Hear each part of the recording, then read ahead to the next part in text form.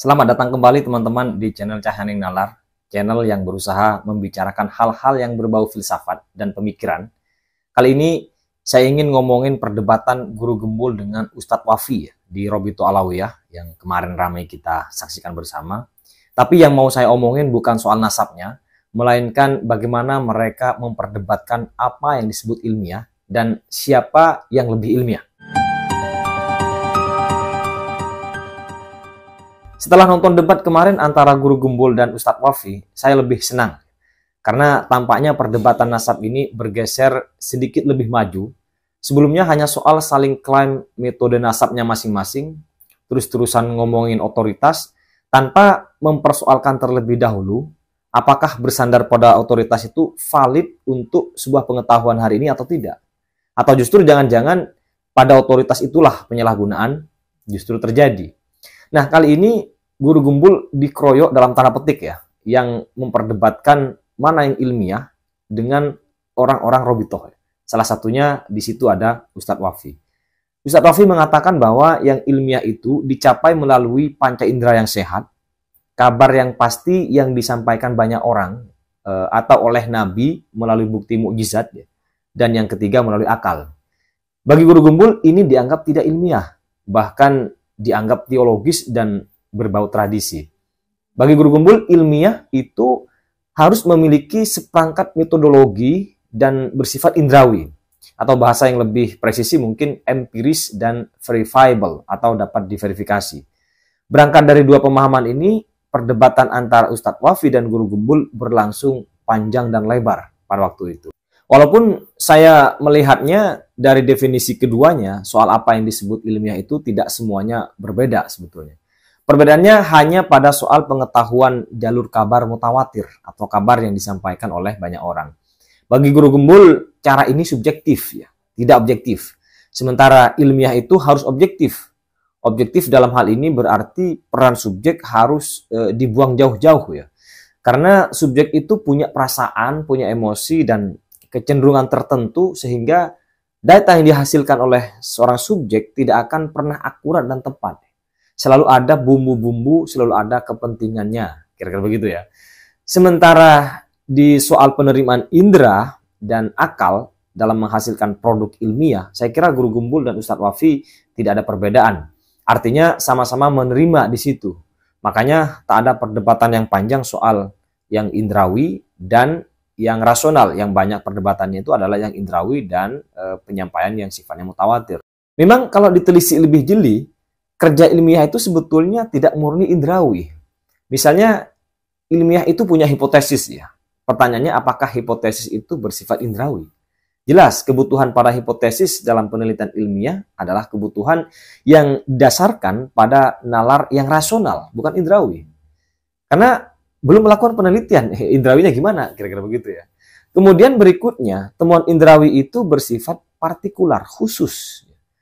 Sederhananya begini, kalau Anda memasak air di dapur, ya, indera kita hanya melihat di situ ada air, panci, kompor, api, dan gas. Apa yang bisa kita jelaskan atau simpulkan dari semua benda-benda itu? Indera tidak bisa menyimpulkan apa-apa. Bahwa gas menyebabkan adanya api, lalu kemudian api menyebabkan air panas, dan air panas yang menyebabkan uap, dan seterusnya, itu kesimpulan yang dibuat oleh akal, bukan indera. Kenapa akal bisa membuat kesimpulan demikian? Ini diakui oleh banyak filsuf bahwa akal itu punya kategori sebab akibat. Walaupun jangan dipisahkan juga ya, antara akal tanpa stimulasi indera ya tidak bisa apa-apa juga. Karena itu yang indrawi dan rasio ini bersifat linier, bukan saling menegasi. Dan memang yang disebut ilmiah hari ini, atau setidaknya yang dimaksud oleh Guru Gembul, ya, ilmiah itu adalah empiris, berbasis pada indera. Bahkan kalau kita lebih agak sedikit mendalam lagi, indera sebagai satu-satunya yang sahih untuk pengetahuan ilmiah itu tidak bersifat indrawi sebetulnya. Jadi indera sebagai alat yang sahih, sebagai alat pengetahuan, itu dibuktikannya secara rasional, bukan indrawi. Inilah betapa bahwa konstruksi ilmu pengetahuan itu tidak bisa dipisah-pisah antara yang indrawi dan yang rasional. Mungkin begini ya, kan ada level data, informasi, pengetahuan, dan ilmu pengetahuan. Data itu misalnya gelas, ada 5 gelas, 10 gelas, itu data. Informasi itu misalnya 5 gelas berada di kamar rumahku mulai kemarin sore. Sementara pengetahuan itu menyingkap struktur yang mendasari. Misalnya gelas itu dibuat dari kaca untuk tujuan minum. Ini pengetahuan. Sementara ilmu pengetahuan ada konstruksi sebab akibat yang membuat kita memahami bahwa gelas itu dibuat dari kaca setelah menyimpulkan dari pengalaman. Lalu bagaimana dengan kabar mutawatir? Kalau dilihat dari konsensusnya, apakah ini ilmiah? Jelas ini tidak ilmiah ya. Karena konsensus ilmiah hari ini tidak memasukkan kabar mutawatir itu sebagai alat dan sumber pengetahuan. Maka secara konsensus kabar mutawatir itu tidak ilmiah. Konsekuensinya kalau ilmu nasab itu mendasarkan pada kabar mutawatir, berarti ilmu nasab itu tidak ilmiah. Atau ilmu apapun yang mendasarkan pada kabar mutawatir disebut tidak ilmiah. Nah, berdasarkan pada neraca Guru Gumbul, ilmiah itu juga harus bersifat indrawi. Maka metode apapun yang tidak mendasarkan pada indera dan verifikasi juga tidak ilmiah. Jelas dalam hal ini saya sepakat dengan Guru Gumbul di sini ya. Karena memang batasan-batasan ilmiah itu seperti itu yang disepakati oleh banyak orang. Itu secara epistemologis ya. Secara ontologis ada batasan juga. Jadi yang diteliti secara ilmiah itu hal-hal yang konkret saja. Makanya Anda tidak akan pernah menemukan penelitian ilmiah tentang jin misalnya. Misalnya penelitian ilmiah pengaruh jin ifrit misalnya bagi naik turunnya nilai tukar rupiah pada dolar misalnya. Itu nggak ada, tak mungkin pernah dilakukan penelitian ilmiahnya. Maka di sini yang beraksi ya kaitannya dengan jin-jin itu biasanya adalah para dukun ya, bukan saintis. Cuma persoalannya metode ilmiah ini bukan satu-satunya metode untuk sampai pada pengetahuan yang benar. Memang ada upaya untuk menguniversalkan cara pandang ilmiah ini ke semua level pengetahuan, termasuk pada ilmu pengetahuan sosial. Makanya kita mengenal istilah social science. Tetapi belakangan ini kritik pada metode ilmiah ini mulai bermunculan. Karena memang awalnya adalah untuk natural science, ilmu alam ya, bukan ilmu sosial. Kemudian dipaksakan masuk ke ilmu sosial dan ilmu kebudayaan. Ini persoalannya. Kritik-kritik atas metode ilmiah ini biasa dipelajari di dalam kajian namanya filsafat ilmu. Persoalannya bagaimana metode ilmiah dilakukan sehingga menghasilkan suatu penyimpulan valid. Ini melalui tahapan yang panjang, misalnya ilmiah itu harus empiris murni, awalnya begitu, seperti dikatakan oleh Ernest Mach, lalu dikembangkan menjadi bahwa ilmiah itu tidak hanya empiris, ya, tetapi juga harus sesuai dengan kaidah logika formal. Ini yang biasa kita sebut dengan positivisme logis. Ya. Pendekatan ini dikritik lagi oleh salah satu tokoh penting yang bernama Karl Popper, terutama soal prinsip verifikasinya, bahwa disebut ilmiah itu kan harus terverifikasi ya, seperti yang dibilang Guru Gumbul tadi ya, bahwa ilmiah itu harus indrawi dan sekaligus dapat dibuktikan ya, melalui penunjukan verifikasi. Nah, kata Karl Popper, verifikasi itu tidak membuat teori apapun. Verifikasi hanya mengonfirmasi sebuah teori. Nah, kalau yang penting adalah konfirmasi, maka perlu ada hipotesa yang bisa diterima atau ditolak. Dengan kata lain, ilmiah itu bukan hanya bisa dikonfirmasi, tetapi juga bisa difalsifikasi. Kemudian prinsip verifikasi itu lemah, kata Popper. Kenapa? Karena kita tidak mungkin memverifikasi semua hal ini. Besi kalau dipanaskan kan memuai. Ini ilmiah. Tetapi apakah semua tempat berlaku hukum yang sama? Misalnya besi dibawa ke planet, dibawa ke Mars, apakah juga akan memuai dipanaskan dengan suhu tertentu? Belum tentu. Berkembang lagi bahwa ilmiah itu tidak dihasilkan oleh satu orang saja, melainkan hasil dari konsensus para peneliti. Jadi kumpulan dari beberapa penelitian menjadi mata rantai yang kemudian disebut ilmiah. Yang misalnya saja konsep heliosentrisme. Ini tidak dilakukan hanya oleh seorang Nicolaus Copernicus saja ya. Ada banyak peneliti di situ. Misalnya Galileo Galilei termasuk salah satunya.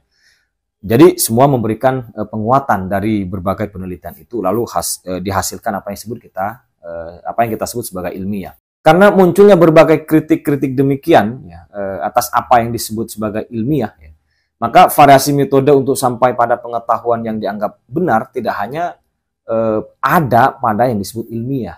Mungkin saja metode ilmu nasab itu tidak sesuai dengan kaidah ilmiah, tetapi belum tentu juga tidak bisa membawa kepada kebenaran pengetahuan, termasuk ilmu penelitian hadis dan seterusnya. Jadi metode untuk sampai pada pengetahuan yang benar itu beragam. Dan bahkan memungkinkan ada sintesa antar metode. Misalnya dalam metode tafsir ayat-ayat suci, sekarang metode tafsir linguistik sudah mulai digunakan juga ya. Salah satunya kalau dalam dunia Islam itu ada nama Nasr Hamid Abu Zaid ya, yang melakukan tafsir linguistik ya, atas kitab suci. Kemudian para ahli nasab misalnya mencoba mengembangkan metodenya dengan mengadopsi metode ilmiah, ya itu sah-sah saja. Toh sebagaimana diperdebatkan kemarin bahwa ilmu nasab itu adalah ilmu buatan manusia di masa lampau yang kemudian disampaikan atau diteruskan secara generasi ke generasi.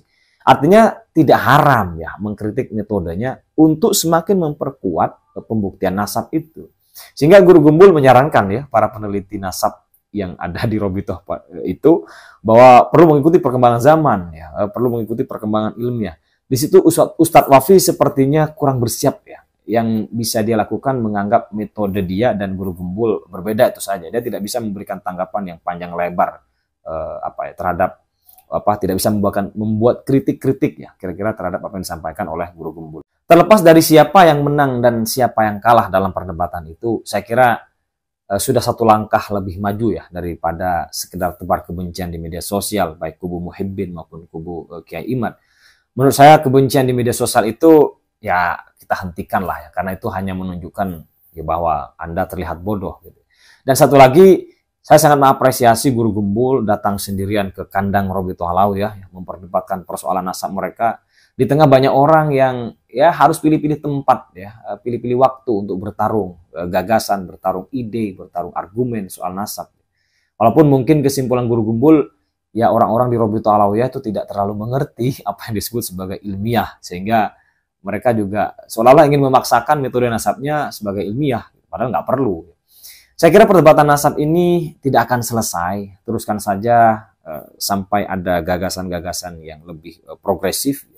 Dan bagi Anda yang suka tebar kebencian, baik kalangan Muhibbin maupun kalangan Kiai Imad, lanjutkan saja sampai rambut Anda uban semua. Jadi saya itu penasaran mengapa ilmu nasab itu disebut tidak ilmiah. Selalu mencari buku yang membahas metodologi ilmu nasab. Lalu ketemulah buku berjudul Ilmu Nasab, Istilah dan Metodologi yang ternyata ditulis oleh Kiai Imaduddin Al-Bantani. Sosok yang belakangan berkonflik dengan para Habib dan Muhibbinnya. Dalam pencarian itu saya juga menemukan dua buku Kiai Imad lainnya yang disebut-sebut membatalkan nasab Ba'alawi. Dua buku itu, pertama judulnya Menakar Kesahihan Nasab Habib di Indonesia, sebuah penelitian ilmiah. Jadi ada kata ilmiahnya di situ ya.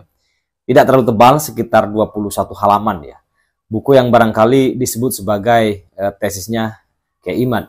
Kedua, buku berjudul Terputusnya Nasab Habib kepada Nabi Muhammad SAW, penyempurnaan dari buku Menakar Kesahihan Nasab Habib di Indonesia. Ini sepertinya buku lanjutan ya, karena berisi tanggapan-tanggapan atas beberapa kritik terhadap tesis Kiai Imad di buku sebelumnya. Nah, teman-teman, sebelum membuat caci maki, menurut saya perlu membaca ketiga buku itu. Lalu kemudian dengarkan video bantahannya yang sebelumnya diselenggarakan oleh Robitoh Alawiyah. Saya kira kita akan punya pandangan yang lebih luas lah kira-kira ya soal debat nasab ini. Saya sendiri merasa bahwa peradaban Islam itu punya kekayaan pengetahuan yang begitu luas. Ini hanya bab nasab saja sudah sedemikian ramainya. Belum lagi soal politik, soal ekonomi, sosial, sains, dan seterusnya. Ada satu kekayaan yang menurut saya luar biasa di situ yang perlu kita gali. Sebelum menguji bagaimana keilmiahan ilmu nasab, saya berhipotesa bahwa ilmu nasab ini masih ilmiah dalam kadar tertentu. Mungkin kita perlu mengetengahkan dulu posisi ilmu nasab dalam rumpun keilmuan yang saat ini berkembang. Kemudian bagaimana metode yang digunakan di situ. Menurut Kiai Imad, ilmu nasab itu merupakan cabang ilmu sejarah ya, tarikh, terutama tentang sirah atau biografi. Karena biasanya pembahasan biografi itu diawali dengan menerangkan nasab dari sosok yang diangkat di situ. Jenisnya ada nasab jauh, ada nasab dekat ya. Dekat itu misalnya kita dengan orang tua kita dan kakek kita. Kalau nasab jauh dalam rentang ratusan tahun ya. Soal yang kasus Ba'alawi sepertinya masuk nasab jauh karena terentang dalam ratusan tahun ya. Nasab ini penting terutama bagi ilmu fikih, misalnya untuk pembagian warisan. Walaupun ilmu nasab ini dibangun untuk memperkuat silaturahmi, Tetapi katanya ada hadis yang mengatakan bahwa nasab itu tidak terlalu penting, bahkan tidak mempelajarinya pun tidak ada mudarat. Nah, buku ilmu nasab keimat ini memiliki 3 pembahasan besar, diantaranya istilah-istilah dalam ilmu nasab, kemudian metode penetapan nasab, dan metode menegasikan nasab. Di bab metode menegasikan nasab ini ada beberapa contoh yang diangkat oleh Kiai Imad. Salah satunya adalah kafilah yang nasabnya dibatalkan. Termasuk di situ ada nasabnya Mbak Alawi ini yang lagi ramai di Indonesia ya. Baik, bagaimana sebenarnya metodenya? Saya perlu disclaimer lagi dulu bahwa bahasan ini bukan untuk menguji nasab orang tertentu, melainkan bagaimana metode nasab itu kita kategorikan sebagai ilmiah, saintifik ya, atau bukan. Pada kadar apa sebenarnya keilmiahan atau kadar keilmiahan itu. Nah, metode yang digunakan ada beberapa di dalam buku itu. Metode yang saya maksud adalah langkah atau semacam preskripsi untuk sampai kepada penyimpulan tertentu. Di situ ada 6 model yang dijelaskan Kiai Imad, dikutip dari kitab Qawaid Dirasat Ilmil Ansab. Di antaranya pertama, perkawinan. Jadi kalau Anda nikah dan punya anak, ya anak itu jelas senasab dengan Anda ya, kecuali hal lain. Kedua, ikrar. Jadi ada orang yang mengatakan ini anak saya misalnya, atau ada yang datang ini bapak saya. Nah, ini dianggap mengisbat nasab. Ketiga, bayinah, yaitu kesaksian 2 orang. Jika ada 2 orang yang menyaksikan bahwa Anda adalah anaknya si B, maka ya diisbatkan nasabnya di situ. Keempat, syuhroh wal istifadoh istilahnya, yaitu disampaikan dari mulut ke mulut, artinya banyak orang yang tahu bahwa si A ini anaknya si B. Maka pengisbatan nasabnya kira-kira begitu. Kelima, dijelaskan di dalam kitab-kitab nasab terdahulu. Jadi ada catatan kitab nasabnya. Keenam, rekomendasi dari ahli nasab.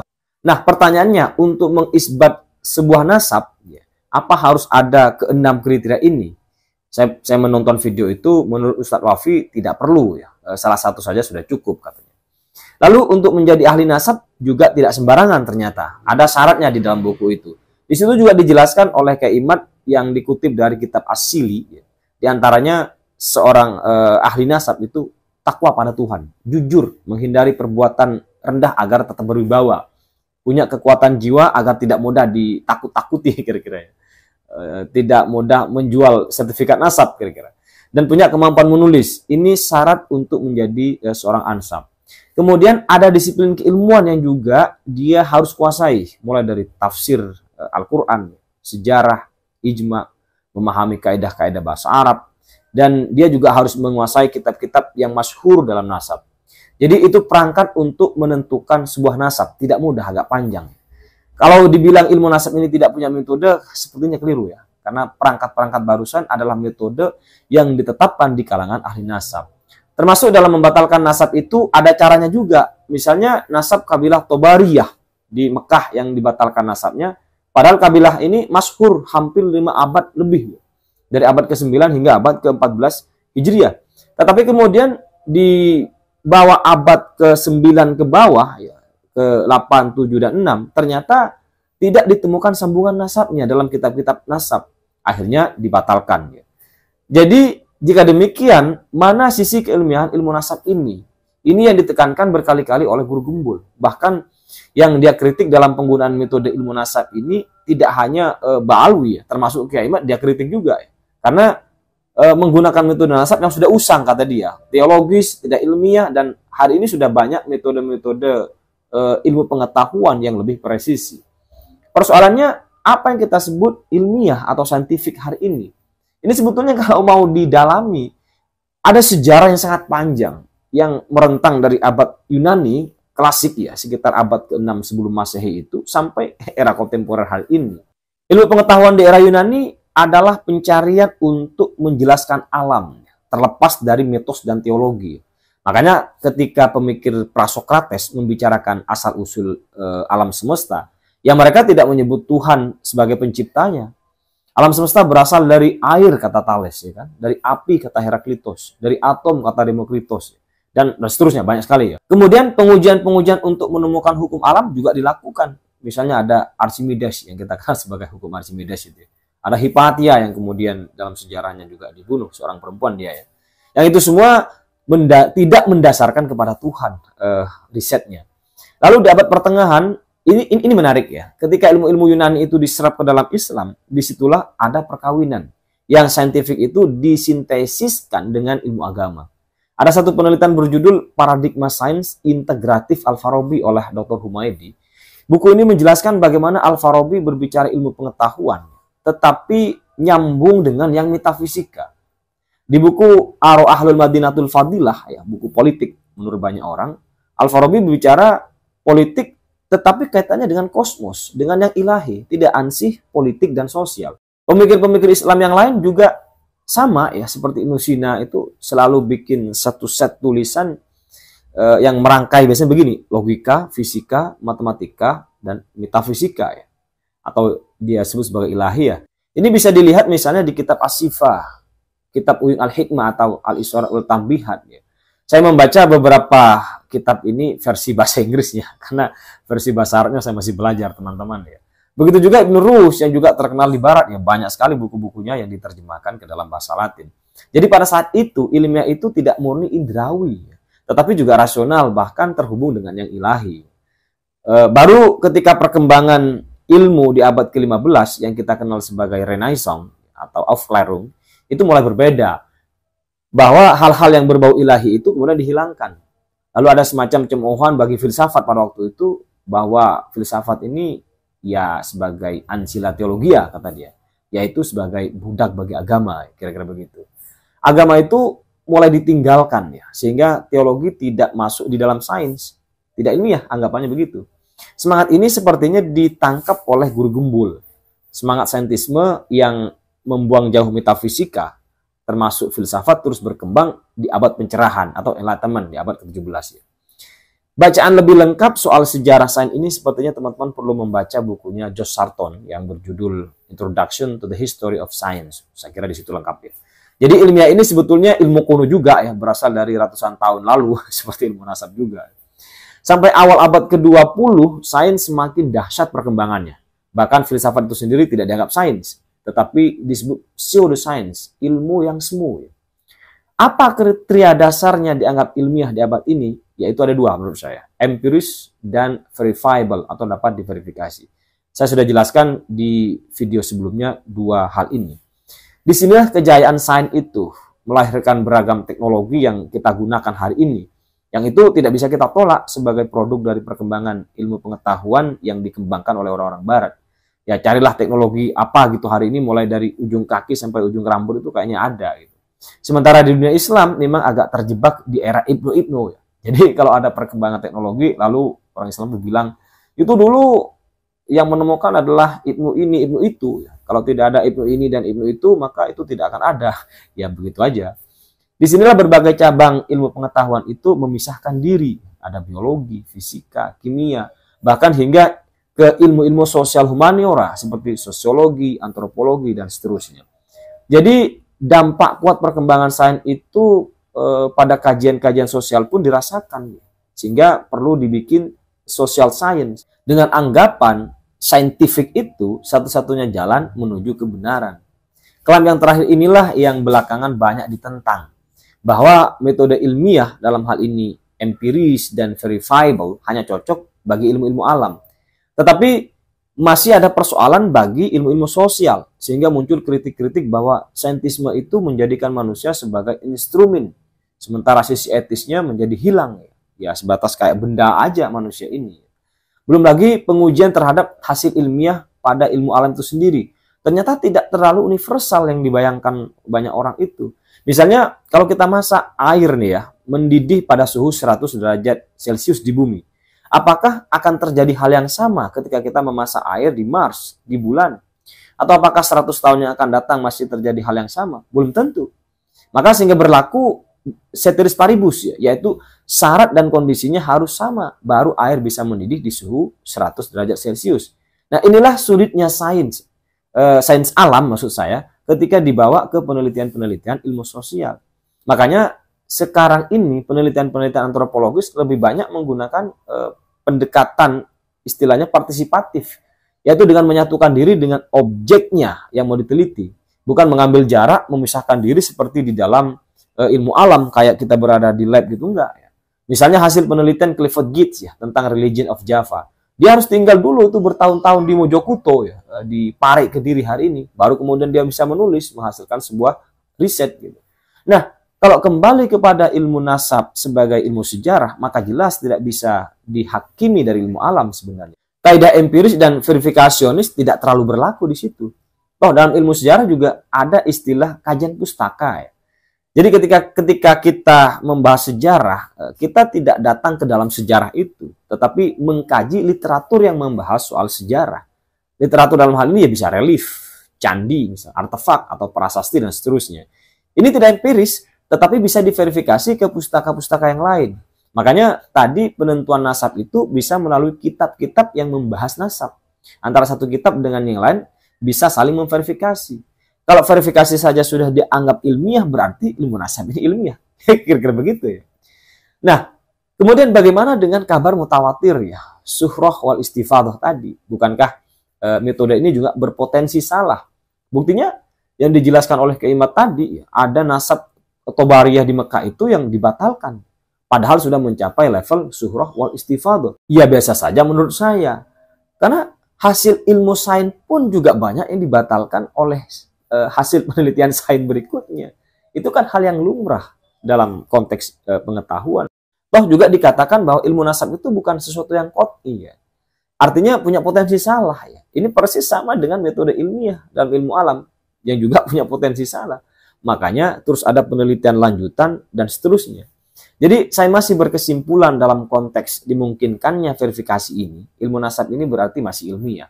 Sekalipun tidak sekalipun dianggap tidak empiris ya, tidak ilmiah atau bahkan subjektif, saya kira juga tidak ada soal karena sejatinya untuk sampai kepada pengetahuan itu tidak harus melalui jalur ilmiah.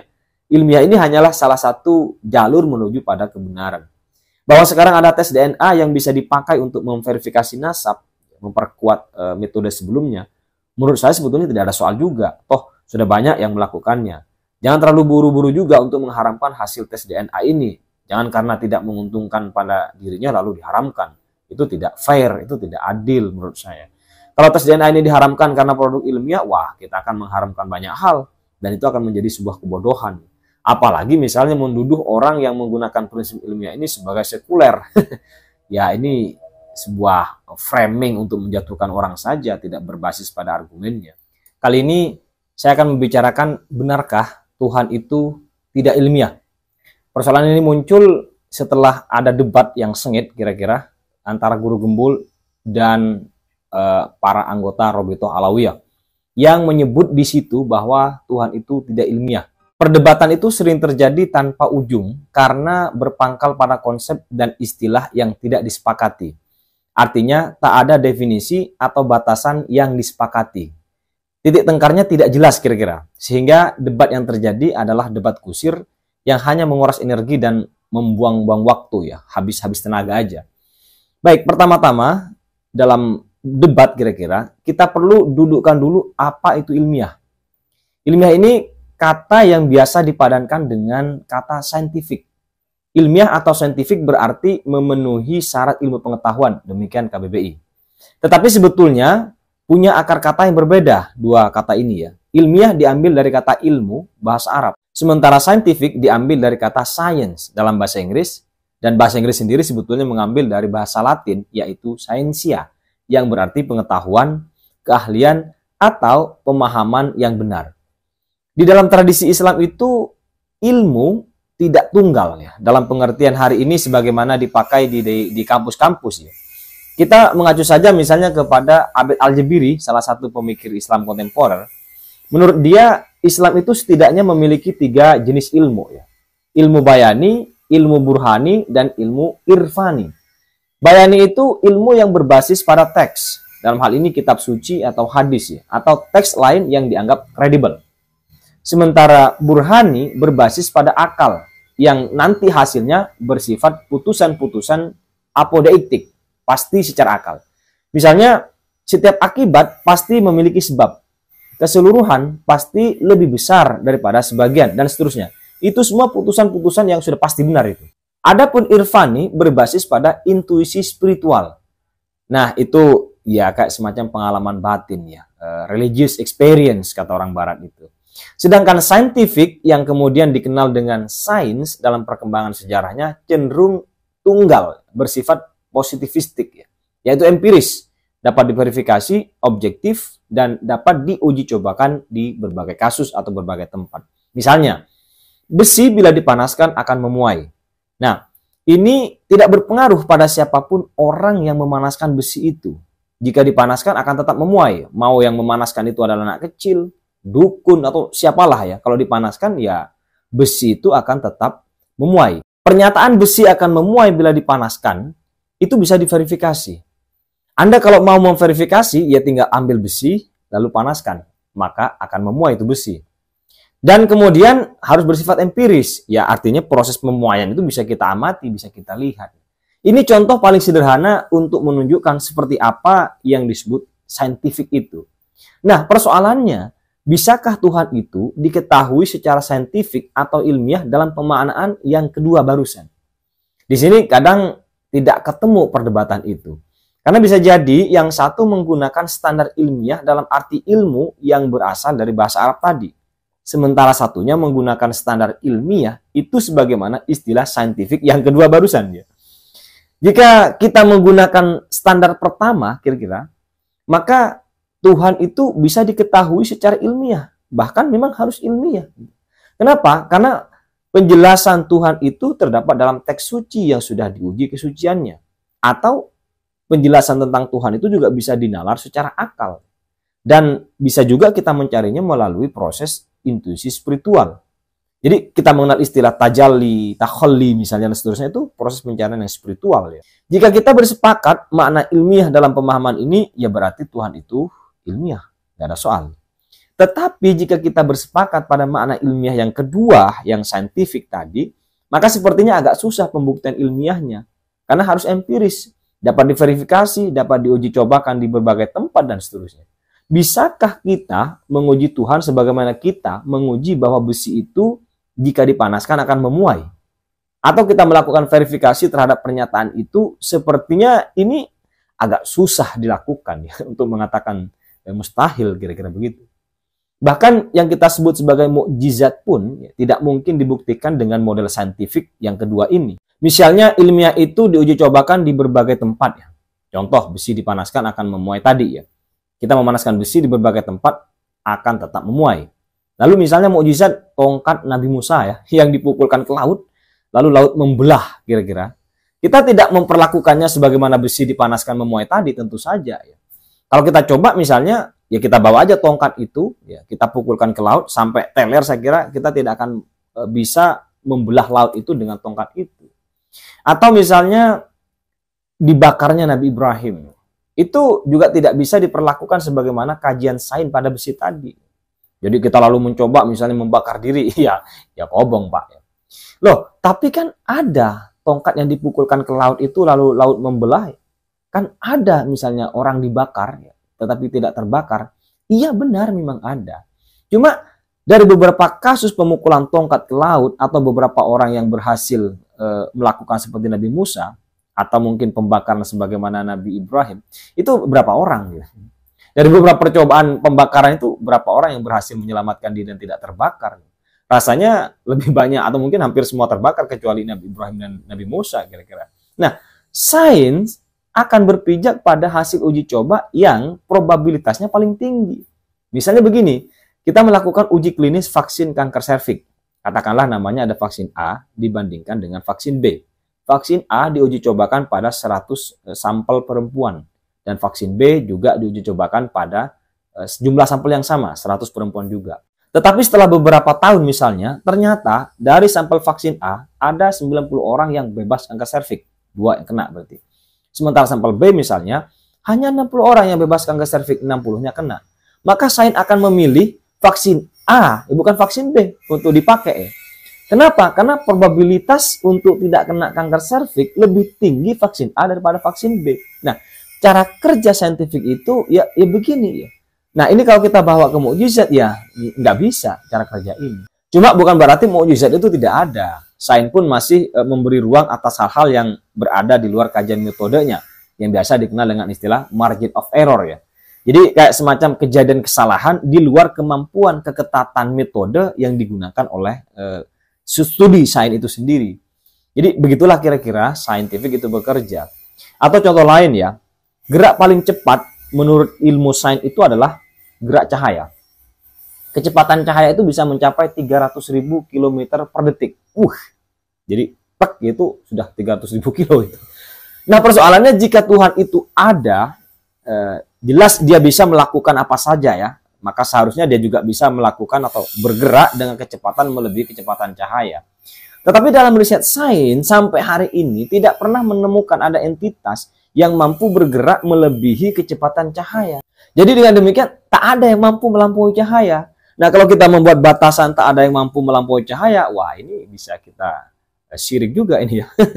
Tetapi dari sisi ilmiah yang berasal dari kata ilmu tadi, semuanya memungkinkan. Nalarnya tidak hanya empiris, bisa melalui akal atau pengalaman intuitif spiritual. Yang terjadi biasanya adalah saling klaim ya, seperti yang dilakukan oleh Guru Gembul dan Ustadz Wafi kemarin.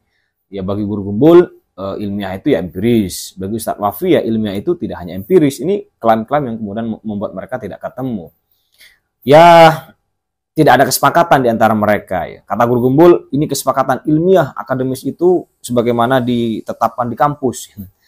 Ya persoalannya standar keilmiahan itu kan tidak hanya ada di kampus jika targetnya adalah mencapai suatu kebenaran. Lalu bagaimana menyikapi dua polemik konsep ilmiah ini? Menurut saya ada dua opsi. Pertama, kita bisa melonggarkan makna ilmiah itu sendiri. Jadi ilmiah itu adalah apapun yang bisa dibuktikan, baik bukti empiris, bukti rasional, maupun bukti spiritual. Jadi dengan demikian Tuhan dalam hal ini juga ilmiah, karena masih bisa dibuktikan secara rasional atau spiritual. Atau opsi yang kedua, kita melokalisir makna ilmiah ya sebagai sebatas yang empiris dan dapat diverifikasi. Di luar itu tidak ilmiah. Namun demikian, ilmiah model ini bukan satu-satunya cara untuk sampai kepada kepastian atau kebenaran. Artinya, ilmiah ini ya hanya satu dari banyak cara untuk melakukan pembuktian tentang suatu kebenaran. Dalam hal ini, jelas Tuhan tidak ilmiah. Tetapi bukan berarti Tuhan tidak bisa dibuktikan. Karena ada cara lain yang bisa kita pakai selain cara ilmiah untuk membuktikannya. Saya kira dua opsi ini bisa kita pilih salah satu untuk mengakhiri beragam jenis tantangan soal debat. Apakah Tuhan itu ilmiah atau tidak. Tanpa batasan yang jelas soal apa itu ilmiah dalam memperdebatkan Tuhan. Dan tanpa opsi-opsi yang bisa kita pilih sebagai jalan lain dari perdebatan tentang apakah Tuhan itu bisa ilmiah atau tidak. Maka saya kira kita akan mengulang perdebatan berabad-abad lamanya yang itu tidak menghasilkan apa-apa. Ya hanya sebatas onani saja ya, tidak memberikan sumbangsi penting bagi ilmu pengetahuan itu sendiri. Hari-hari ini ada kecenderungan kalau sudah dibilang berdasar kajian ilmiah, sepertinya sudah benar. Sebaliknya kalau dibilang tidak ilmiah itu sudah dianggap selesai salah, tidak berlaku. Jadi kata kunci ilmiah ini sangat kuat hari ini. Atau sudah dianggap semacam teori segala sesuatu ya, theory of everything ya, untuk menerima atau menolak jenis pengetahuan apapun. Dan sepertinya Guru Gembul salah satu sosok yang punya kekaguman besar pada apa yang disebut ilmiah. Ilmiah dalam arti akademis ya, bukan dalam arti yang makna lebih luas.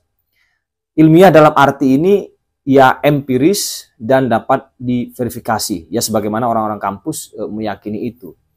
Jadi rezim ilmiah ini berambisi untuk melahirkan teori segala sesuatu ya, yang dapat diterapkan secara tak terbatas pada apapun, dimanapun dan kapanpun.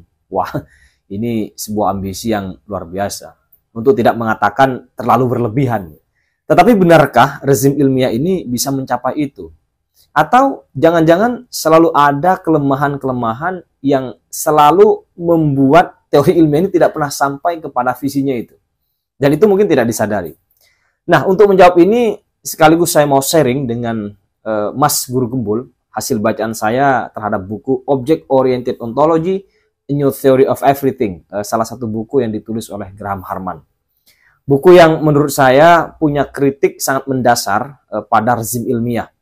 Saya tidak tahu apakah Guru Gembul ini sudah membaca buku ini ya, atau tidak. Tetapi dugaan saya sudah membaca, karena saya yakin beliau ini wawasannya sangat luas. Dalam buku itu Graham Harman menceritakan atau menjelaskan bagaimana rezim ilmiah ini berusaha keras menemukan teori segala sesuatu. Bahkan itu dilakukan sejak abad ke-6 Masehi ya, kalau kita hitung ya sekitar 400 tahunan yang lalu lah.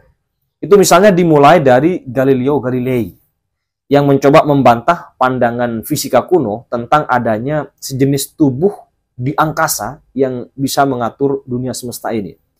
Jadi orang-orang kuno itu punya keyakinan bahwa ada sosok di angkasa itu yang luar biasa yang bisa mengatur dunia ini.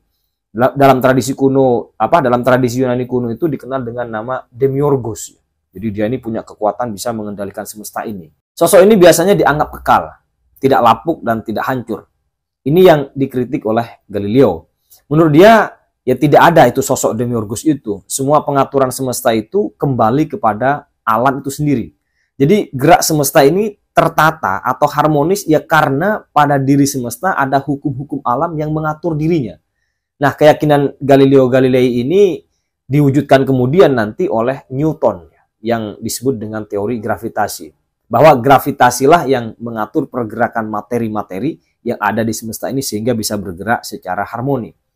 Lalu pada tahun 1860-an ada sosok bernama James Maxwell berupaya lain dengan menyatukan elektrisitas dan magnetisme menjadi elektromagnetik yang kita kenal hari ini. Yang mana bergerak secara kecepatan cahaya. Temuan ini diyakini akan menjadi teori segala sesuatu yang dapat menjelaskan segalanya pada waktu itu. Tetapi rupanya pada awal abad ke-20 lahir teori kuantum yang juga berupaya memadukan berbagai fenomena yang kita kenal, misalnya ada panas, cahaya, gerak atomik. Nah, menurut teori ini berbagai fenomena di semesta ini bergerak dalam lompatan-lompatan yang berlainan, tidak dalam harmoni. Jadi tidak punya kepastian kira-kira. Jadi perubahan itu bukanlah suatu penambahan atau pengurangan yang bersifat kontinu yang berlangsung secara berkala, melainkan perubahan terjadi dalam bentuk ketidakteraturan, acak.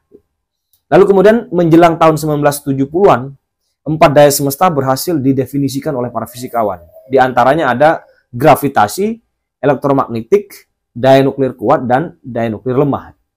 Kemudian tahun 1979, Abdus Salam, ini fisikawan teoritis muslim yang beraliran Ahmadiyah, ya, bersama Stephen Weinberg menemukan daya elektro lemah. Sementara daya elektro kuat ini ditemukan baru pada tahun 1975 dengan sebutan quantum chromodynamics. Di sini ada yang menarik ya. Konon Abdus Salam dan Weinberg ini sampai pada temuan yang sama, tetapi sumber yang mereka gunakan itu berbeda.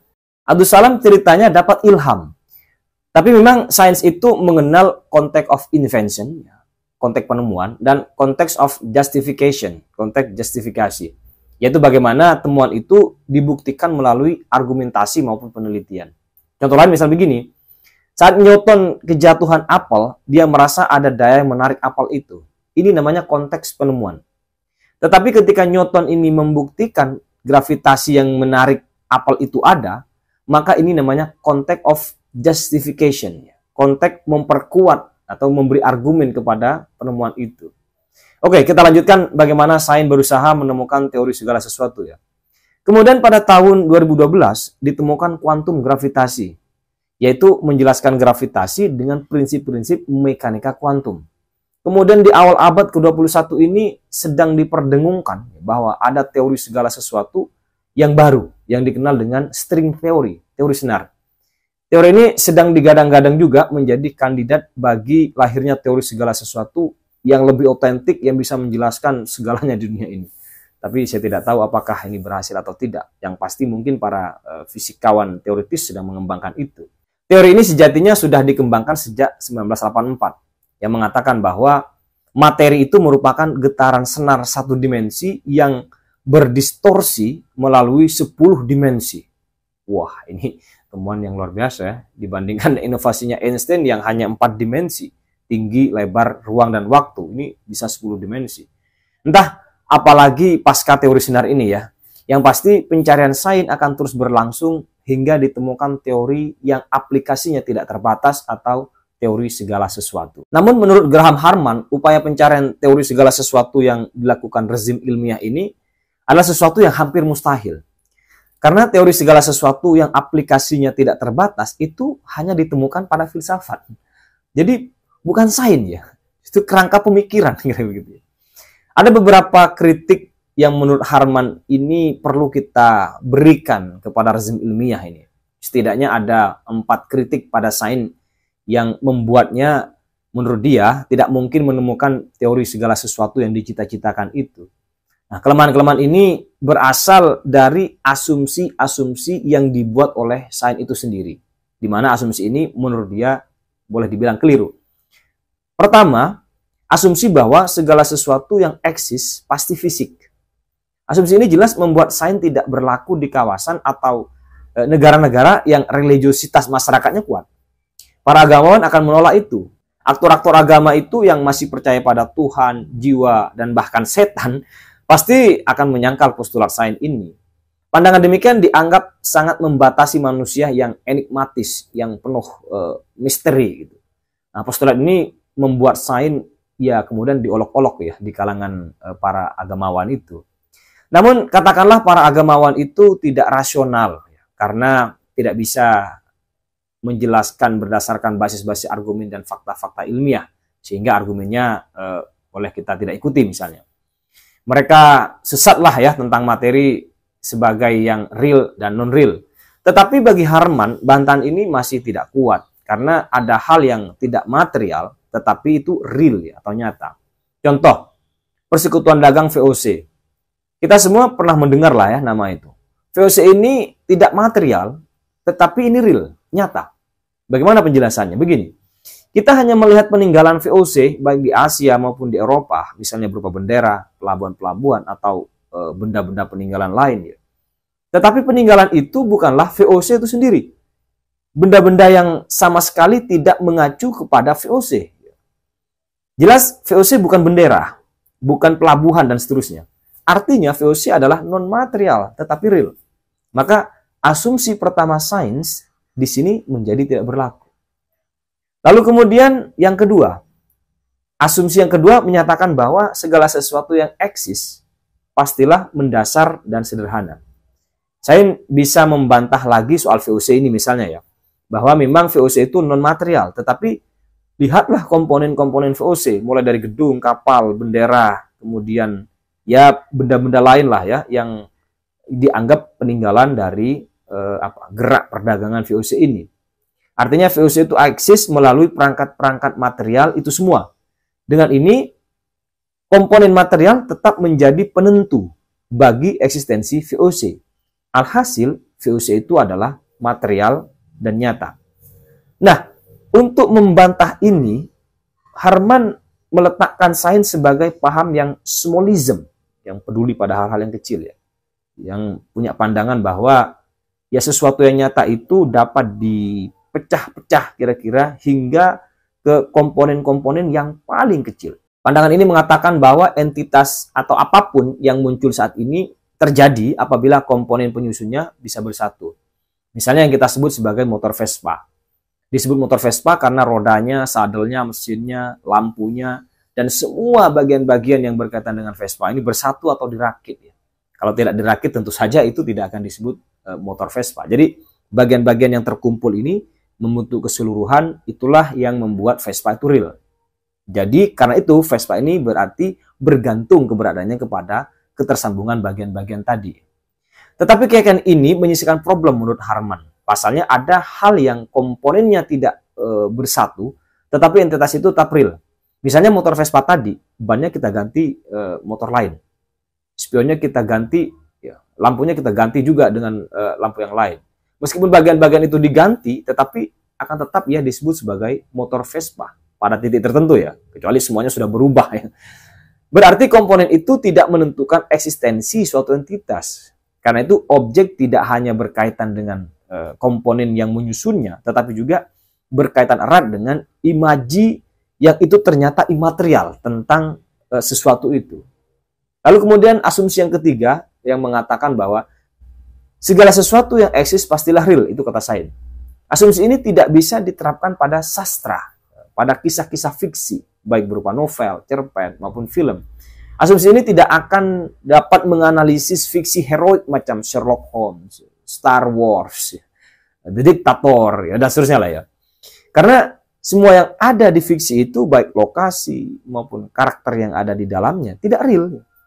Sementara itu, fiksi telah menjadi suatu pengalaman sehari-hari yang dihayati oleh manusia. Artinya, jika asumsi sains yang ketiga ini dipaksakan, maka manusia akan menghilangkan separuh kehidupannya. Dan ini kayaknya agak aneh juga. Lalu kemudian, asumsi yang keempat, yang mengatakan bahwa segala sesuatu yang eksis pasti dapat dinyatakan dalam bahasa yang akurat atau ketat. Asumsi ini mungkin tidak akan mengalami persoalan pada kasus-kasus yang menyatakan informasi sesuatu itu secara langsung. Misalnya Presiden Indonesia adalah Jokowi, ini langsung, nggak ada soal. Tetapi tidak semua hal real itu dapat menyatakan diri secara langsung. Misalnya tentang rasa makanan, minuman, kopi, atau rasa bercinta. Bahasa literal tidak akan pernah mampu secara sempurna mengkodekan atau membahasakan semua aneka rasa yang kita rasakan tadi itu dengan bahasa yang ketat. Upaya meliteralkan segala sesuatu akan tampak seperti oversimplifikasi, penyederhanaan yang luar biasa. Karena hakikinya objek tidak pernah sebagai seikat makna yang tunggal. Ya. Karena itu alternatif lain yang mungkin dilakukan adalah melalui penyampaian metafora-metafora. Di mana melalui metafora ini selalu dapat dinyatakan secara tidak langsung.